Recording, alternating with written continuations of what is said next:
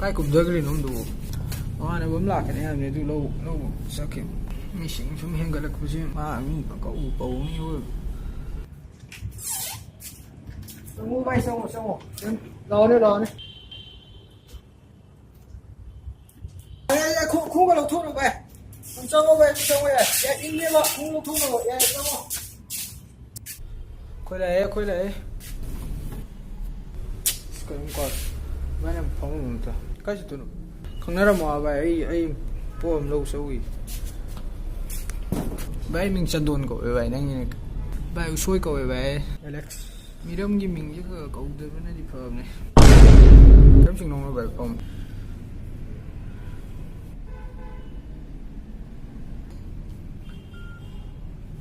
đấy original ông mới ôn phẩm đâu ấy nè Gucci cái jacket gì ôi manga thì biểu này nè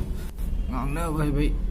amma cái sani đó lo cái này băng gì đi ba ơi rồi mới đi sani pan lo rồi ta nè làm đi nè anh đang khăng đâu đây đang phải đi số đó suy vậy nè पैसा số rồi cái chú không lấy ra mari đó thầm mà cái không tôi áo phụ là suy vậy nè cái đó thầm mà suy vậy đi với người vẫn lấy nè anh nó pi cái nó đâu người hay vậy sĩ đâu sĩ nó pi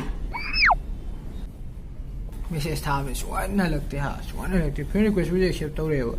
Anna my post को दिन love react अदम तो ही नहीं हो ने वैसे जन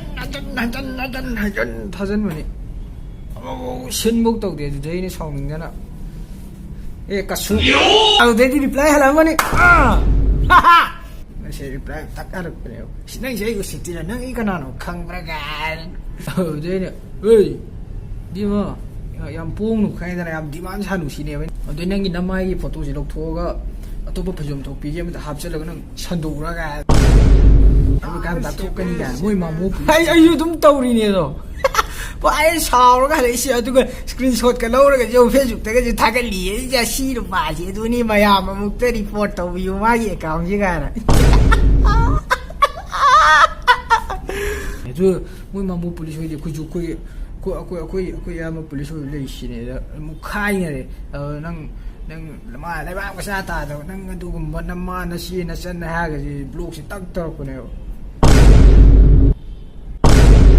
thế vậy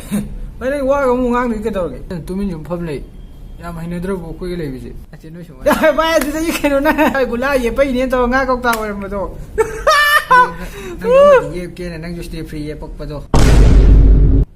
bà giờ vậy nè năng nè mi anh ta hạt tốt quá đâu sẽ nhiều ngó thôi đi gần thì nó ta mà đi gần sao cái vậy sao lại cái ai cô sao rồi mà đi ông mình bố chụp ra yani ai usop sa sale adu sorat am jule hoy sao cái sao yam demand ni ko